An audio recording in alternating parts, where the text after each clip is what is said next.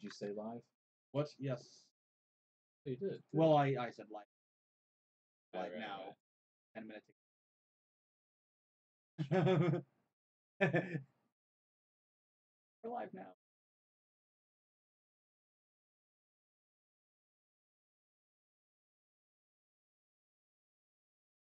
That's us. Oh. Yep, that's us. We're up there. Okay. Yep, we are live on posting right now. Hey guys. Anyway, welcome to Composer Talk. We apologize for missing last week. I was dying. Yes, Zach was not feeling well. But he's better now, I think. I went 4 days without eating. That's very unusual for you. It's unusual for me to go 4 hours without. It is. But yeah, Zach is now eating again, which is good. And we are back. We're back now. So we have 2 weeks worth of news, which is actually not a bad thing because last week was pretty dead. And this week there's a little more. So we have like a week and a half's worth for you. So, that's a fairly substantial. It is substantial. You know, we got a week and a half.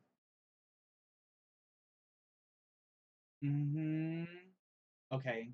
Yes. So, some news in the music world, as we tend to do.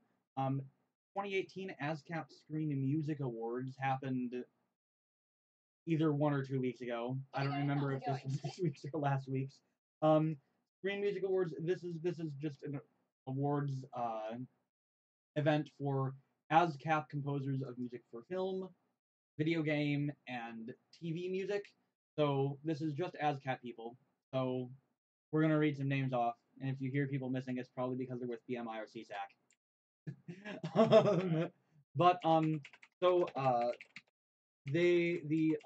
What's it called? Henry Mancini Lifetime Achievement Award went to composer John Powell, who is best known for scoring the Bourne films, the How to Train Your Dragon series, and the Ice Age series, as well as the recent Star Wars story Solo. So he was awarded. Jermaine Franco won the Shirley Walker Award, which, as much as I could deduce from the article on ASCAP's website, has to do with diversity and inclusivity in film and TV music. She was one of the composers and arrangers and songwriters who worked on the movie Coco, Pixar movie that I think that won Best Animated Picture last year. 95%. It won something. I don't know. Usually the Pixar movie wins Best Animated. So I'm assuming it usually does. It won something. I know that. And then the Composer's Choice Award winners, which I guess for me are like the big ones because it awards composers in each of these screen music areas that were voted on by their fellow ASCAP members, the best from last year. So Dave Porter, who scored Better Call Saul, The Preacher, and The Blacklist, won TV Composer of the Year. Hans Zimmer for Dunkirk and Johnny Greenwood for Phantom Thread tied for Film Score of the Year. And Gordy Hobb, who scored Star Wars Battlefront 2, won Best Video Game Score of the Year. You know, looking up, I agree with 2 and 3, but not number 1. With not Dave Porter. I haven't seen any of those shows. Well, have you seen any of those shows? I've seen episodes of 2 of the 3. And generally composers stay to kind of and it's something that I see in a lot of TV shows where it's like you don't actually write a score, you more write brief music for a lot of TV. And that's all those shows have, musically speaking. So for me personally, I wouldn't award it to that. I mean, maybe there should be like Best Musical Cue Awards or something separate. Because honestly, there's some TV shows that have amazing composers behind it, but they don't get recognition because they're considered, oh, this is just like some teen drama show, or oh, this is just sci-fi thing, or something like that. And I don't know. So I guess I don't agree with that, and maybe there's a little bit of bias there on my part, but I think that you wanted the Arrow composer. Who is the composer? No, I didn't want that one. I didn't want him. I wanted the. Who's the composer for Flash? I don't remember. music. Mm-hmm. Let's find out. Right. But Blake Neely. But is he an ASCAP? I don't know if he's an ASCAP. I don't know. So he might not be. But anyway. Oh no, he does do Arrow as well. I thought they brought in a different composer. Okay, never mind. It's the same guy that does all the shows, hence why they all have really cool sound. Yeah. Cool. Yeah. But yeah, I haven't seen any of these shows. I've been meaning to get to Better Call Saul at some point because I love Breaking Bad. Absolutely adore that show. But Breaking Bad isn't the kind of show that you would think would win a composer award because it is more likely it's more musical cues. And then one of the things about Breaking 4-second blips, right, yeah. And one of the things about Breaking Bad that was really special was the way that it used existing songs. It used a lot of popular music in the show in a way that was very effective. Well, which you can in movies and TV and video games, you can have a good composer behind it, but still make clever use of popular songs. Right. Just like, for instance, one really big, renowned version of this is just the entire Transformers series. You know, because I mean, one of the main characters, Bumblebee, talks with songs on the radio. I mean, that's a really clever use. I have 2 words for you: Thor Ragnarok. You know, I loved the everybody's been raving about that, but I didn't think that was one of the best soundtracks. I actually think the earlier Thor soundtracks were the best. I think Thor Ragnarok isn't necessarily, it's not necessarily like a film score that I would put up there with the great film scores. It's just like ridiculously over the top, which fits the movie perfectly. Like with the synthesizer and everything, and like it's good, but I don't know. I mean, there's something to be said about when Thor has his whenever Thor, spoiler alert, dies in his first movie and is brought back by the Odin Force inside Mjolnir, and you have that musical cue right before he goes and defeats the Destroyer and basically shots. And Natalie Portman going, "Oh my God." To be fair, she thought he was crazy the whole time. Yeah. And then, oh, he actually is a Norse god. I love that my brother brought this up in conversation a while ago. Like, what's the deal with Thor and Asgard, where at one moment it's like, oh, we're not gods, we're just really advanced aliens, and the next moment it's like, I am the god of thunder. Well, it's because this is a small sidetrack, but it's important. It is. It's because. And basically, it's kind of like, we're just advanced aliens, but what would advanced aliens be to a primitive human race? Exactly. They'd be gods. And the royalty of Asgard, aka, Thor, Odin, Loki, Hela at one point, Hela, not Helya, different franchise. I mean, they would be essentially the deities even of that realm because, and also they control amazing powers. And well, so, I mean, they effectively are gods. It gets to the idea of how do we define God? Everybody talks about the existence of God, and nobody defines what God actually means. But anyway, that's a topic for another time. No, that's not a topic. But anyway, not for composer talk. Yeah. Maybe for some other talk. Maybe my blog or something. But I hadn't posted on it in like 3. But anyway, so you don't have a blog. You had a blog. But anyway, congratulations to all these composers. Yes, and I will say particular congratulations to the Battlefront 2 video game. Yeah, I played through that recently, and even the multiplayer soundtrack's really, really good.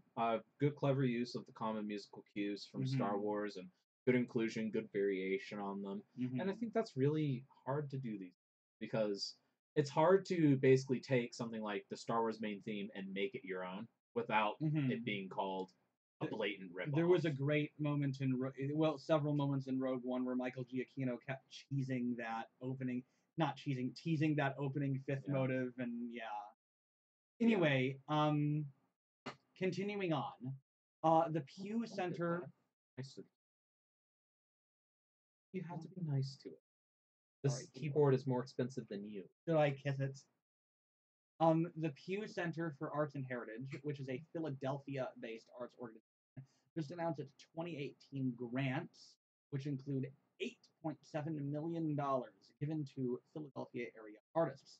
So several composers were awarded or included in the awarding of these awards. So the first one being no, it's not supposed to be. It's what? So the first one is a multimedia work by Nikki Apino called The White Llama. Not llama like the llama from the llama song, you know. Have you ever loved a llama, kissed a llama, hugged a llama? What the heck is that? It's a YouTube video from not like the animal llama, like LAMA. I assume like the Dalai Lama, like some Buddhist figure thing. I'm no expert in Buddhism, as you can probably tell. But this is a multimedia work. It includes music by Philip Glass, with Tenzin, and I'm going to pronounce his name wrong. Tenzin Hogile, or something like that. He's a Tibetan musician, who and Philip Glass has been known to work with musicians from Eastern cultures a lot. He recorded an album with the great sitar player Ravi Shankar. So this should be interesting. I believe it includes choreography and video. So, Hoping for. so Yeah. Well, continuing on. And you're right. He does do that a lot. And honestly, at least unlike some people that I've met in my life, at least he actually has evidence to back that he has strong. Well, yeah. Talks about it a lot in his book, which you still haven't read yet. Mm-hmm. Well, and I've listened to You're his album with composer. Ravi Shankar, and it's interesting stuff. You're terrible. And shut up. And Glass's minimalism and the more, I won't say minimalistic, but more static nature of Eastern music, Indian music, in particular with Shankar works very well as a collaboration. So yeah, this should be interesting. Also, a few more of these. Odeon Pope, jazz composer, was awarded with a grant for his new piece "Sounds of the Circle," which is an extended jazz suite exploring the sound world of Philadelphia jazz. I didn't know that Philadelphia jazz was. I mean, so I'm familiar with the St. Louis, New Orleans. You've got Nashville. You've got New York. There's quote unquote Boston jazz, but it's really just New York jazz. And those are kind of like the bigger centers for. I know there's like Tokyo jazz too. I've never heard of Philadelphia jazz. I don't know if there's like a sound that people talk about called Philadelphia jazz, or maybe he's trying to construct a sound called Philadelphia so maybe jazz. he's trying to show the archetypes. I wouldn't know, because I'm no expert in the field, but I think it's interesting, either trying to explore an existing style, or trying to maybe codify something about the jazz. Okay. Well, I'll have to listen to it. That actually sounds really interesting. Yeah, I'm curious, because I am curious if they have a sound. Because I think you'll agree, like, if you listen to something like New York jazz, it has distinct differences from St. Louis jazz, from Kansas City jazz, from all those. Like, there's certain little isms. Right. Curious what Philadelphia's. Like, for instance, you'd never say the OKC jazz. I'm sorry.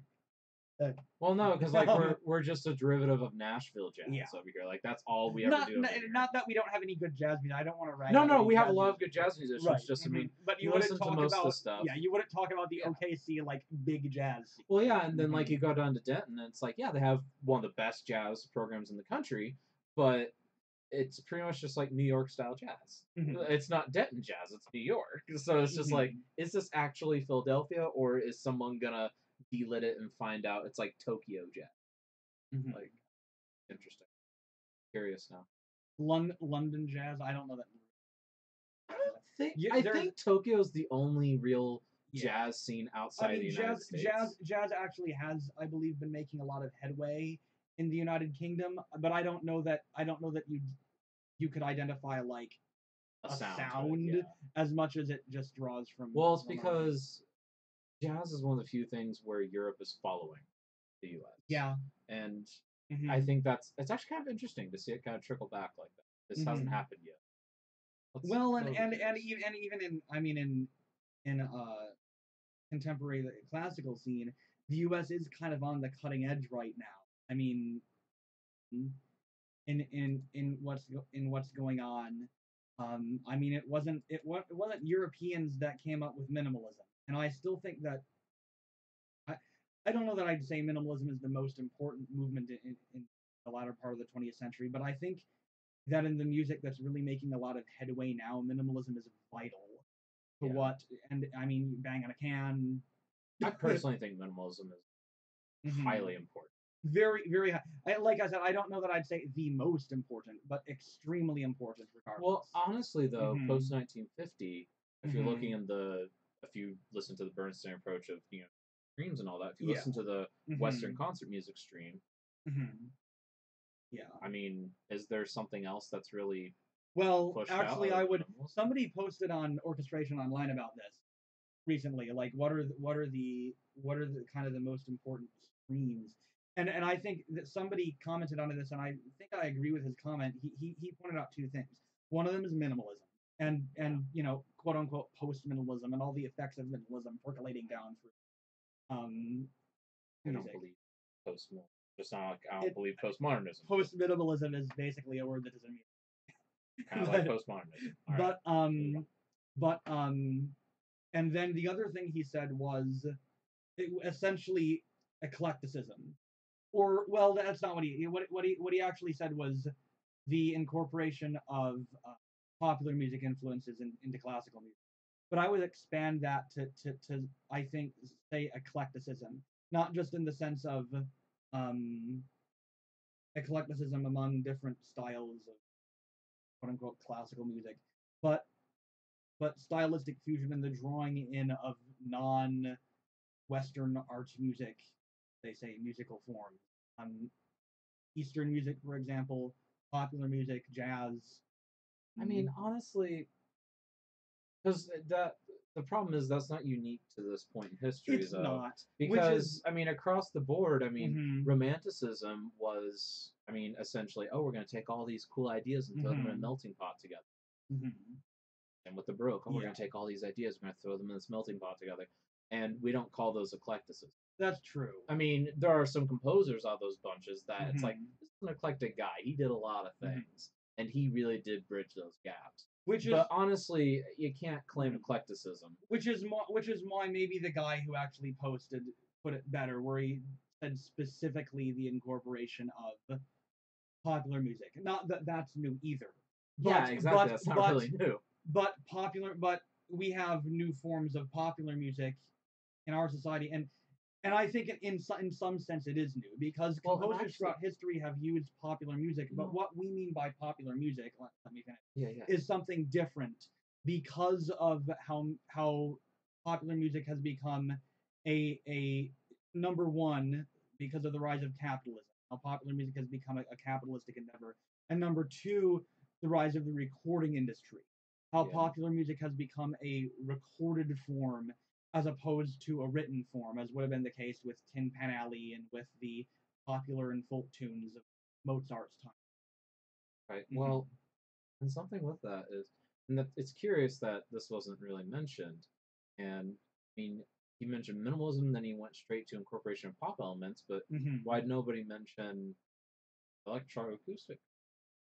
Probably because he wasn't thinking of it. Fairly big, yeah, because that's a huge world. And I mean, like you're someone who is, I mean, you're no longer an outsider looking in. You poked your head in the window. I mean, it's a pretty.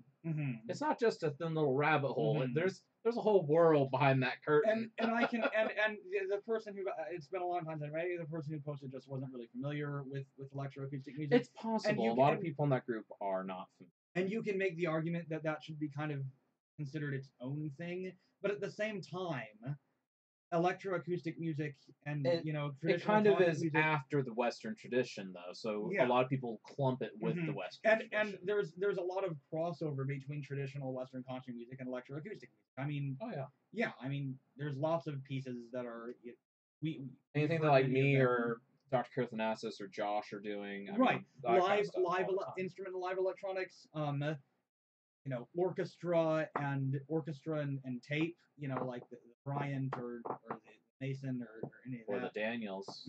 Is that what you're doing for your dissertation? I think so. Okay. Well, and soon to be the Daniels, whatever you're going to call your piece for orchestra and tape. But so yeah, I think I kind of think those, if I had to say three, those would be the big three. Popular music influence, minimalism, and electroacoustic music, and many composers kind of combine all of those. Yeah, but honestly, again, I would exclude that pop music influence because, again, that's just something that permeates through history. I mean, it's not like, oh, there's been this barrier forever. We only recently erected that barrier in like the early 20th century. But I do think it's historically important because I think the context of incorporating pop music is inherently different because that barrier was. And now composers are incorporating popular music very self-consciously and in a way kind of rebelliously, even though maybe at this point they've been doing it for many enough years, not as rebellious anymore. Although there are some in the old guard who still right. But anyway, would you put something else in its place, or would you just say those two? I would say those two. I mean, I'm willing to say that we're close to something else breaking out because there is kind of a newer movement of kind of, I guess, set improvisation, but it's not really a big thing yet. Well, and here's another thing that you can maybe throw out: multimedia. Which that normally gets lumped in with electronics. Which I was going to say is related to electronic music, and that also is not completely new because I mean, isn't that what Wagner did? Yeah, and that's technically what every film, every video game. But are any ideas really completely new? I mean, minimalism isn't completely new. No, but it was a reimagining of old ideas, basically. Of we're gonna take the idea of an ostinato and turn the ostinato into a piece. Yeah, like that's pretty much minimalism. Right. It's not. It's not completely. There are things, and you get the idea. Yeah, but and the one thing that really is completely new is electroacoustic music because we haven't had the technology to do it before the mid 20th century. Well, the early mid 20th. Right. Well, again, that'll be something that someone like my wife will go back in the history books and be like, okay, these people are these people are minimalists, these people are weird improv set people, and these are the electroacoustic people. So it'll take a historian to figure it out, and hopefully it'll be while I'm still alive because I really want to know what I am. All musicologists among us, get on the job. Anyway, they don't want to do that, man. They're still trying to debate what Beethoven's Fifth Symphony means. They've got to publish books about Beethoven, or they won't get funding and prestige. Anyway, so the next one you have on here, Prison Quartet, Mending Walls, commissioning 4 composers: Martin Resnick, George Lewis, Arturo O'Farrell. Okay, I thought you were trying to spell Arthur. No, Arturo is a real name. Yeah. Okay, and Dorico, writing pieces exploring the metaphorical meanings of walls in contemporary society. Speaking of walls, funny joke to show you later, by the way. I wonder why they chose this particular topic for this moment in history. I don't know. For the purpose of this, for the purpose of my sanity, I'm just going to say it's a mystery, and we're going to move on to number 4. South Asian American Digital Archive. Yes. Revolution Remix. South Asian American Digital Archive, I guess, is an organization that deals with South Asian American history, and they've commissioned works by, and I apologize to these composers for mispronouncing their names, Zain Alam Rudresh Mahanthappa, Zain Alam Rudresh Mahanthappa, and Rupa Marya, that explore the history of Philadelphia through the lens of South Asian American experience. So that should... Is the Pew Center for the Arts based in Philadelphia? Yes. No, it is a Philadelphia organization. Did you not see this part? 8.7 million Philadelphia area. This is a Philadelphia thing, but they awarded a lot of composers. So yes. And then finally, two $75,000 fellowships were given by this wonderful organization to two composers, David Ludwig and the composer violinist Diane Monroe. So hopefully they do some good things with that money. I think I've heard of David Ludwig. I don't think I've heard of it. Can be either. I think in German it would be. Next on the list, your document is formatted. Okay, that's the wrong one. Zach sent me a message. My document is formatted weird. I have no idea why that is. It bugs me. I can't tab. It bugs me too.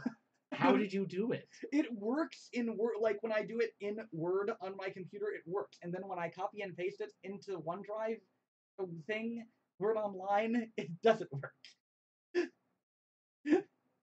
Basically, we have a document that we essentially use as our notes for each one of these that outlines everything we want to talk about, and it will not format correctly. And for the life of me, I can't get it to.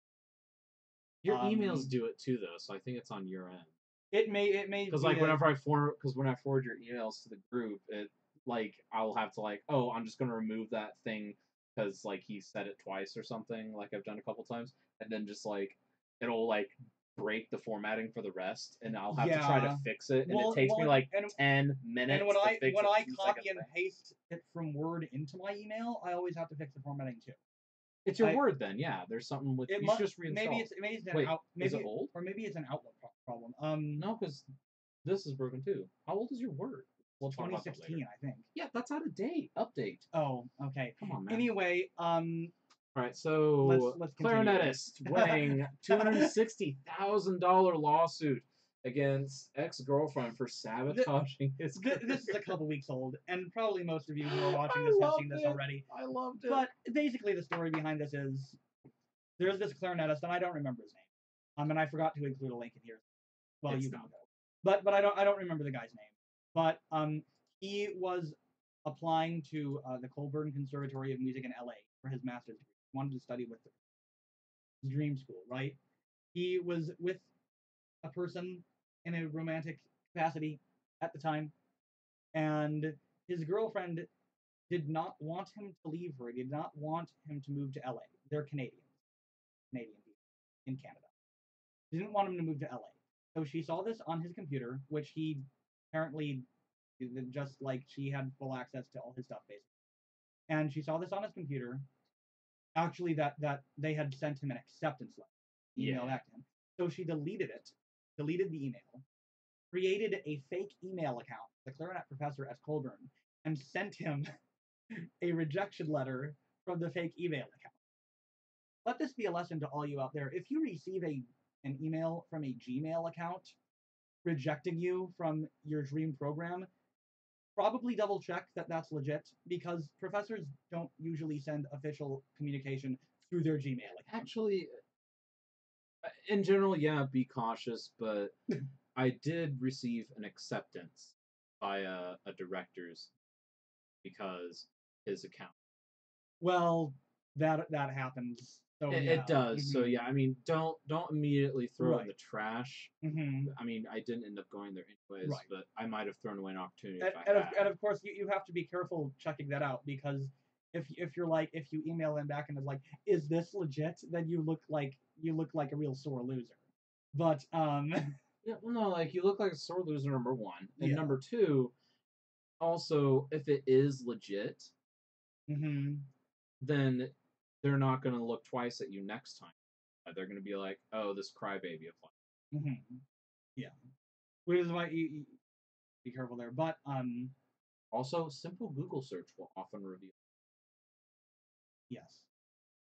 But anyway, I'm glad that he got kind of justice, though. Yeah, but he ended up getting accepted into another program where, again, I can't remember the name of the teacher, but where this guy taught, and apparently started talking to this teacher, and they in talking they figured out that why did you turn me down for this? I didn't turn you down. You turned me down. Wait, no, you didn't. And then he was telling some friend about this, and his friend is like, well, obviously your girlfriend did it. He's like, what? Why would he do this? And he's like, really?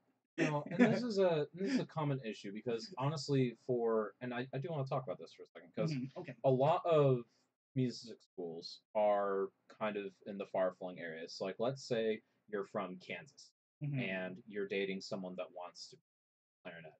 Right? Where is your boyfriend or girlfriend, whatever, going to study clarinet in Kansas? Right. And on top of that, okay, yeah, they can go to UNKC, maybe they can go to OKC, they can go to KU, they can maybe go up north to Iowa, something like that. Maybe go west to Colorado. But then, okay, what if they're really good and they can get into one of the premier programs at like Northwestern or New York, or maybe they want to go down to San Fran and start getting into film score studio stuff. I mean, this is something that basically, and this is why I tell a lot of people that anytime you're a musician and you're dating any, pretty much have to lay out the expectation of I'm going to move where there is work. And this is something that I had to have the conversation. I haven't had this conversation with a couple of girlfriends or my wife, and in general, people are okay with it as long as you're out front. There's always a little bit of protest because they're always like, "Oh, but my love is worth so much."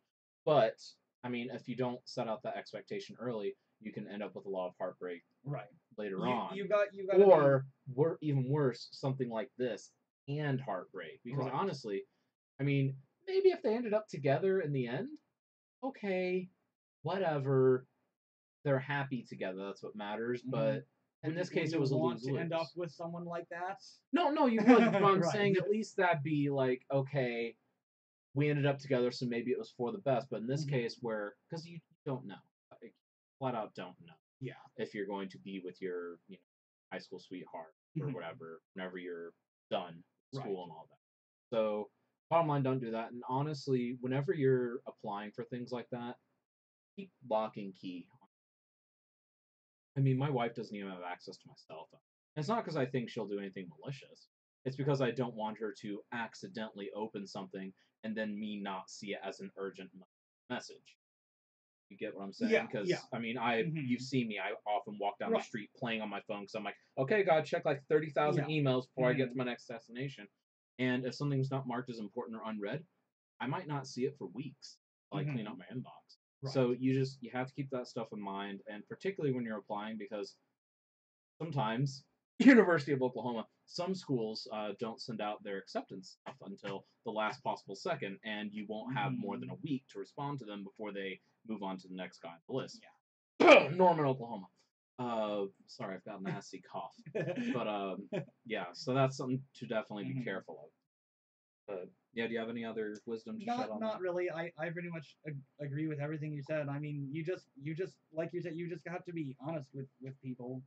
Some people will choose to move together, and some people will do long distance, and some will.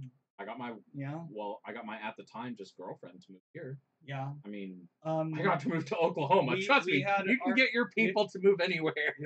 Our teacher, in undergrad has a story about his, having to do long distance for 9 years with his significant other because both of them were academics in the musical field and they had jobs different places. Right. And it's not just true of music. I mean, it's true. This is true of multiple careers, musicians and academics in general. Yeah. Which not all composers are going to go the academic route. We're both doing both. But fortunately for, I'll just say, the stereotypical heterosexual marriage, a lot of schools will do a dual hire for those situations. Yeah. Because at that point, and even if there's like a close second to you, if they've emailed you, they don't want to email that next guy. They would rather sit there and find a place to shove your significant other on campus for maybe not the most amount of pay, but something, and keep you. I mean, I've got a composer colleague that now has a rockin' job because his now wife was an awesome professor at her school, and they made a job for him, and now he's next to irreplaceable.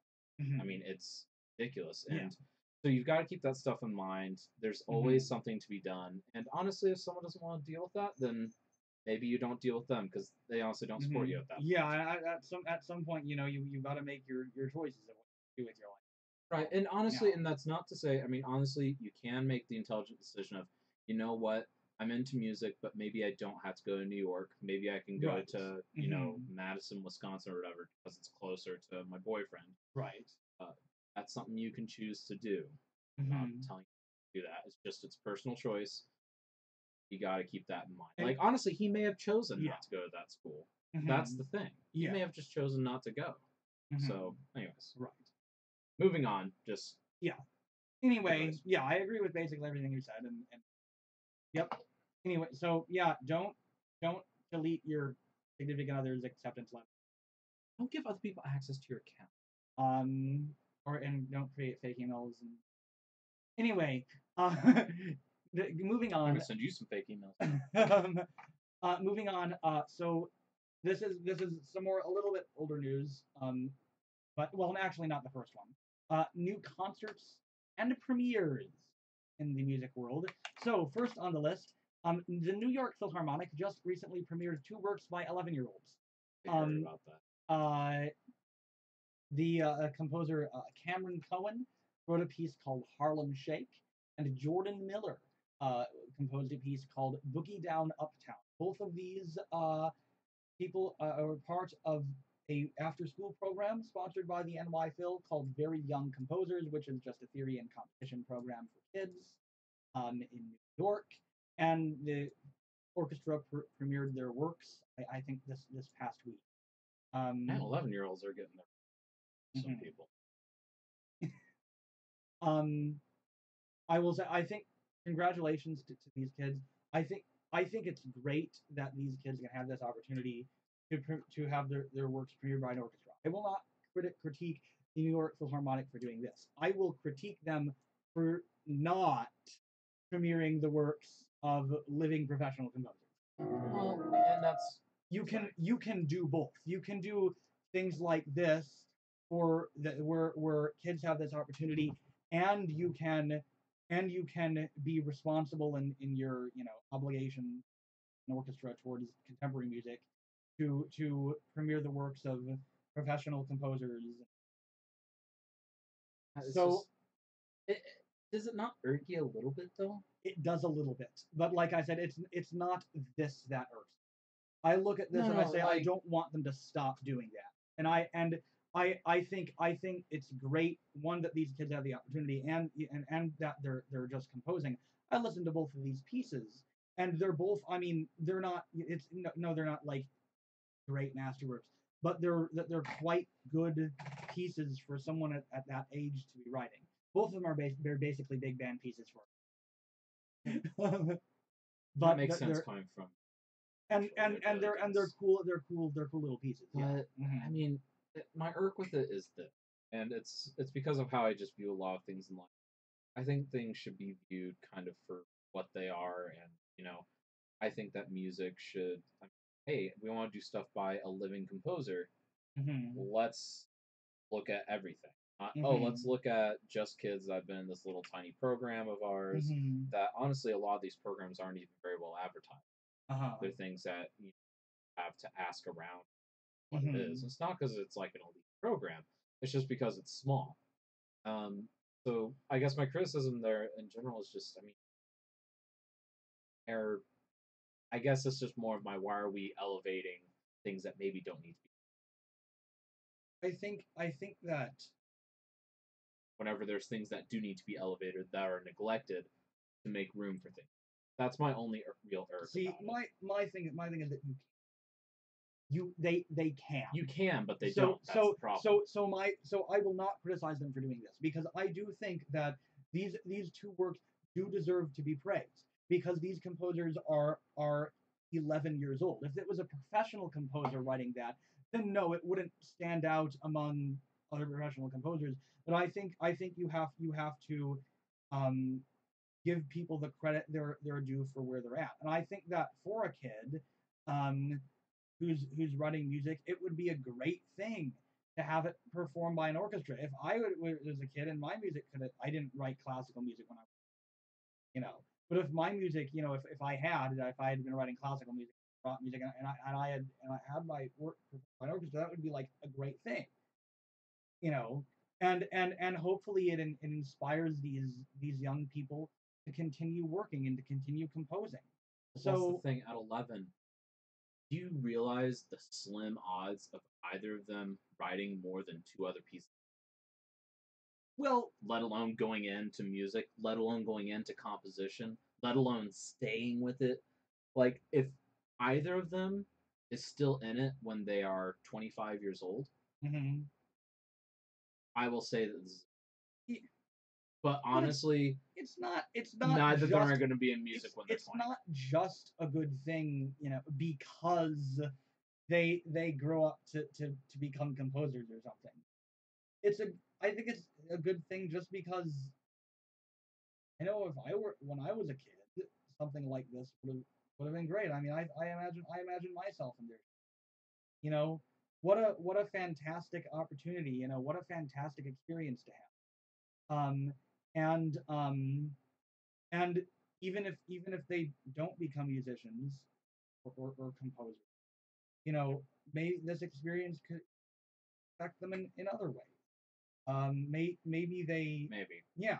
I see absolutely no problem with it. I think it's a good thing. I just want the NY Phil to also perform music by professional contemporary composers. Okay, That's well, what I want. I guess my point is this. If you are, I mean, I'll put it this way. If you are putting together a meal Uh-huh. of just like steak, potatoes, Right. and Mm-hmm. you go to the store and Uh, you get the corn and the potatoes, but you forget the steak, uh. should you be praised for putting together the meal properly? Well, no, but And in I this don't case, I don't they've I don't ignored the steak. but but That's I, my but I'm problem. I'm saying this is a good thing. I'm not saying that the NY Philharmonic's programming in general is a good Okay, thing. okay, I can okay, still I can even if you forget the steak, the corn can still be okay, okay. good. I personally don't think that because I enjoy steak, but okay. um, I see your point, and I will mhm. agree that you have a point. Maybe I'm a bit more cynical because also I'll be honest, I never got any cool opportunities like that. Only I, cool opportunity I had a piece of art that was on display in the Springfield Museum of Art mhm, for almost a year mhm. on something that I did I over the course don't of 20 minutes.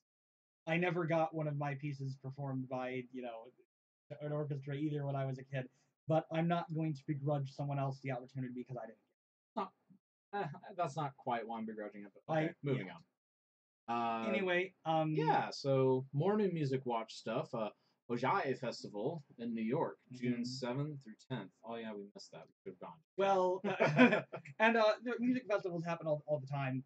The reason I choose to mention this one is because there are a lot of performances from contemporary composers and from prominent composers of the 20th century, like Luigi Nono and Luciano Berio. Um, and they've posted many of these performances on YouTube for your listening pleasure. Yeah. So there's works by, I mean, we're just scrolling down right now. Michael Hirsch, um, uh, Alan Rideout, John Cage, uh, Dario, like I said, Diana Ustvolskaya, I dare you to pronounce that. Patricia Popachinsaja. Popachinsaja. You've completely left out A. Oh, well, At that's yeah, Skaja. Close enough. That's you a got 3/4 of the Guyana. letters. That Guyana Ustvolskaya is a Slavic name. But anyway, lots of and well here we go. Then there's some Crumb, some Ligety, also some Purcell and Oh yay, the Bird. sequenzas. Yeah, Yay, more of those. Vario sequences. Anyway, but yeah, a lot of these performances are available on YouTube. Lots of great music. So I encourage you to go check it out And harpsichord. when you get the chance. Wait, Ooh, did I read this? ooh. Oh no, those are Harpsichord separate. and I was like, is it a duet for harpsichord and piano? Who does that? idea. No, that's terrible because it's like having someone shout next to someone that That's whispers. true. You could play the piano una corda pianissimo the whole time. Even then, it Also, overpowers a harpsichord. But there is a certain trebly quality to the harpsichord. That the tonal not the timbral difference could create um, some distinction there that you'd have to be very careful with. More than a little. Continuing on, check that out, and finally on our our new concerts and stuff. Composer Esa-Pekka Salonen just had his farewell concert for his tenure as New York Philharmonic again composer in residence. So they're doing some new music, just not a lot. Yeah. They this concert featured several of Salonen's works and a violin concerto by Daniel Jarnson. Featured interdisciplinary elements, choreography, video. Not no real like premieres, but I think this is significant as it's the farewell for a very prominent composer and his tenure at well, of course, a very prominent orchestra.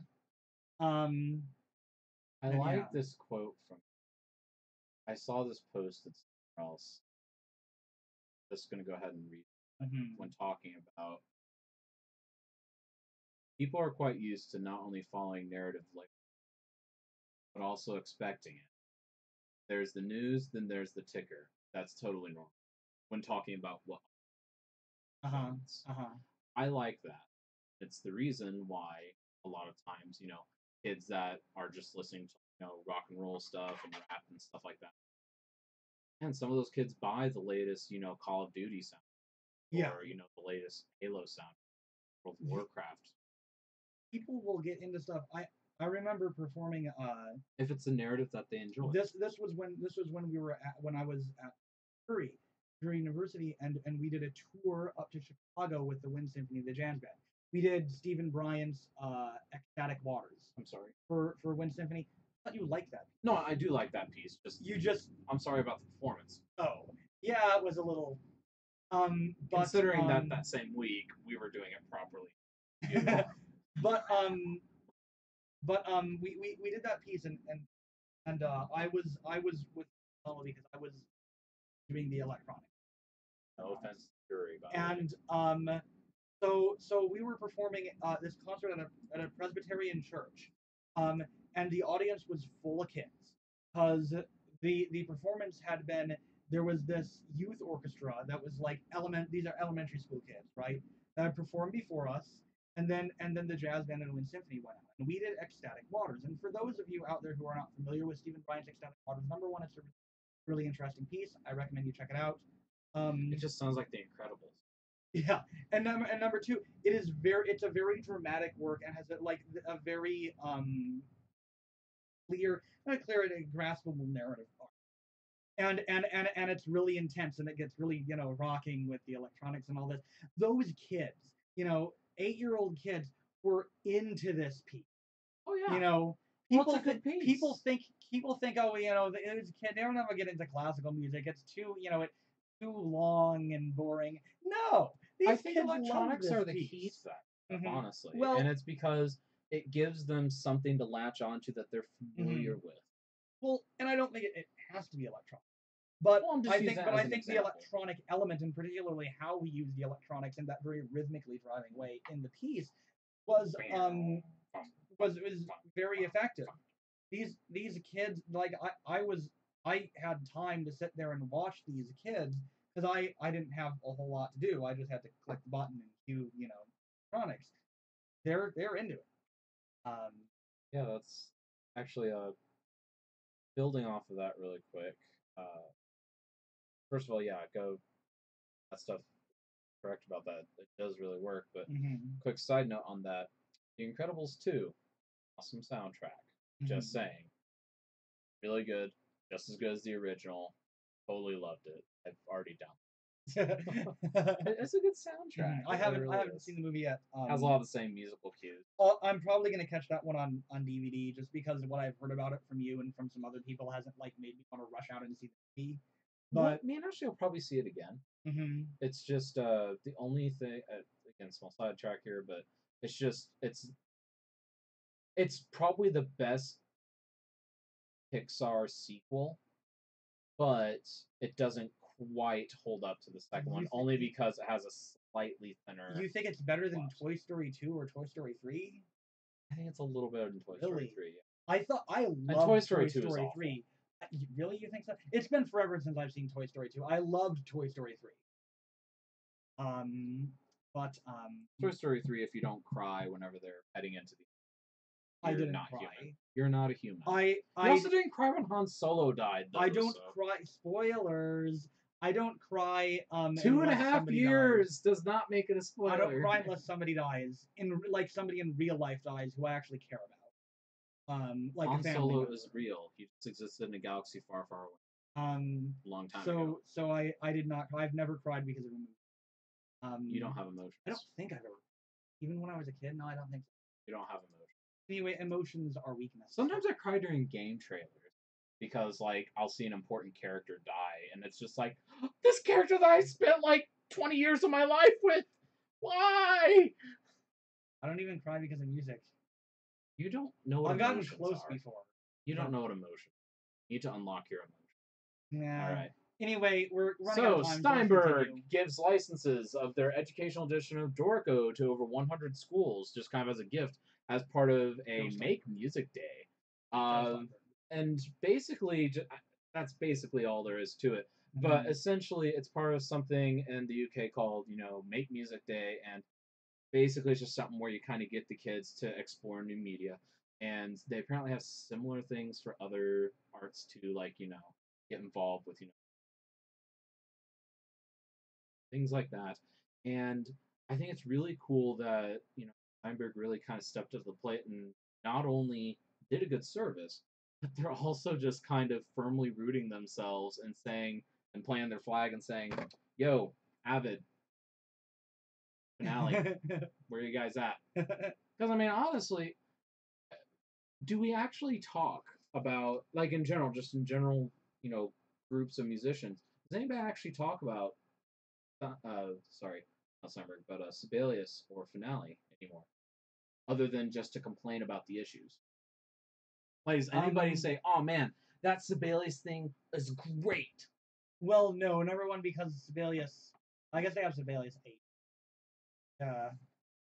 Sibelius has been out for a while. You updated to Sibelius 8 instead of getting Dorico. No, I didn't say you did. I was about to say, don't do that. That's Mm-hmm. part of the reason why. But anyway, yeah. That's a good thing. Good job, Steinberg. And again, it is the educational version, so it's pretty limited, but it's more than enough for, kids that are in elementary. Go out and have fun and be like, look, I made a string quartet. I wrote music. Continuing on, since we're running out of time here, recordings, music. The Don Freud 2017 piano prelude just got uploaded to YouTube. For those of you who don't know, Don Freud, who's a composer who teaches at the University of, I guess it's Indiana University of Indiana. I can't remember. Writes a piano prelude every year and always uploads a rolling score of himself. I think it's himself playing it. To YouTube. So we just uploaded the one from 17. It's called Leftover for Cross-Handed Pianist. That's what I did. I did this. Yeah, but you did this. Like, you leaned forward and put it under the... Anyway, but yes, this is for cross-handed pianists. The entire piece is performed with the hands crossed. Like I said, part of a series piano prelude every year he does. They're all on YouTube, and like all of Don Freund's music, it's never dull. This is actually one of my favorite, one of the preludes already. Enjoy it. So check it out. Are you familiar with Don Freund's music? I'm not. I kind of want to get to know him, not just because of this, because I actually had a similar idea of, you know what? Every 6 months or so, I should write a new. Because I've become quite adept at writing short piano. Now it'll just look like you're copying. Yeah, now it'll just look like I'm copying him. Write a marimba piece instead. I've already written a couple piano pieces. But Don Freund's music, I don't know what to say about it. I really enjoy some of it. Especially some of these piano preludes are just. He has a piece called "Life of the Party," for bassoon, contrabassoon, the chamber orchestra. But no one invites bassoon. And it's like the bassoon is like this person, and then he's trying to flirt with the contrabassoon or something. It's very strange. That is very strange. No stranger than cellist sword fighting. Not one of my favorite Don Freund pieces, but that's definitely weird. Interesting one. I'll have to add that to my folder of weird examples. And our other one for I swear I have one more recording to talk about this week. I swear there was one I saw a few days ago and I can't find out. But maybe we'll talk about that one. But new from New Focus Recordings, which has been a little slower in its release patterns lately. But this piece, the ensemble is called Duo Noir, and the record is called Night Triptych, and it is a guitar duo by the wonderfully named guitar Thomas Flippin and Christopher Mallet. Those are great names. Flippin and Mallet together. Flippin Mallet. It's like Christopher Mallet. Make a band and just be Flippin Mallet. Flippin Mallet. Christopher Mallet should have been a percussionist. That's his Mallet. But well, then why is he Thomas Flippin and not like Thomas Pickin? Thomas Pickin. Flippin and Pickin. Like flip your guitar pick, like some drummers will flip their sticks, you know. Just like every 8 notes or so, flip your pick away and pick up the next. No, you flip it and then catch it. Oh, flip it and then yeah. See, because I was imagining he just flips into the audience and he's got one of those reloaders. Reloader. Yeah. Well, you could do that too. How many does it even hold? They only hold like 10. I've never used them. You've seen them. You know what I'm talking about, right? I know what you mean. I don't think they hold more than 10. You have to have like a giant one that's like this big and just sticks out the back of your guitar. That'd be ridiculous. That would totally mess up the balance of the instrument. But anyway, well, I think the point is for like rockers and all that to like throw their picks. So or if you like break one or drop it or something. Yeah, because exactly. You drop your pick a lot. When I drop my pick, I just play fingerstyle because I can. But he wouldn't be picking that much because he's playing classical guitar, which is right. Well, no, that's still picking. It's just not done with a pick. Yeah, well, some people do. I've seen some people that use tortoise shell for that because it's a much warmer. And sometimes a finger pick yeah.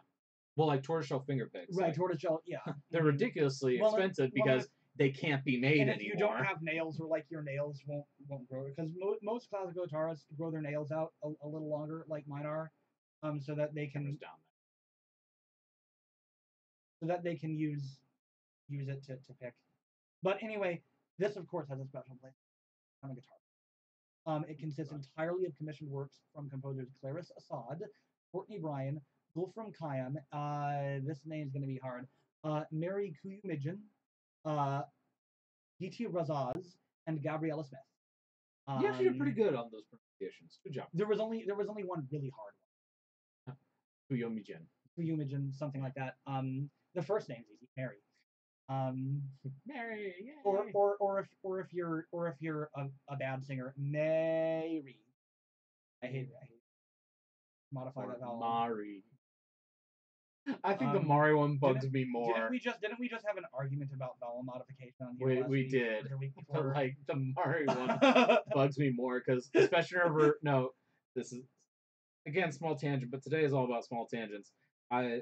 There's a big thing at Glendale High School when I was there, and it was there for years before. It was there for years. In fact, I think it's still a thing. But the biggest thing of the year is for the Christmas choir concert. One of the advanced choir members gets to be the Mary Did You Know soloist.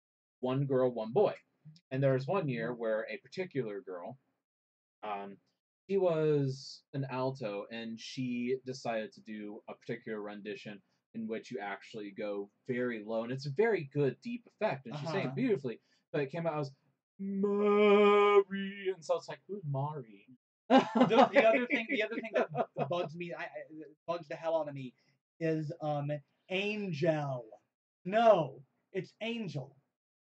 Just sing a schwa. Don't sing angels we have heard. No. No, I mean I've sat in a church choir whenever they explain that with a really good choir director that has won awards for his high school. Mm-hmm. And he's a doctor now. He's legit. And apparently it's actually just easier because keep in mind it's also because a lot of times angel in particular, I mean it's church music, and a lot of times it's not just the choir singing, it's you're trying to get the congregation to engage, and the congregation has an easier time with angel than angel. It's just because it's just all about making it easier for them. It bugs me too as a musician, but honestly, especially when I hear soloists do it. Again, it's because you're trying to connect to the audience. No, but the angel is not hard. It's not hard to understand the word angel.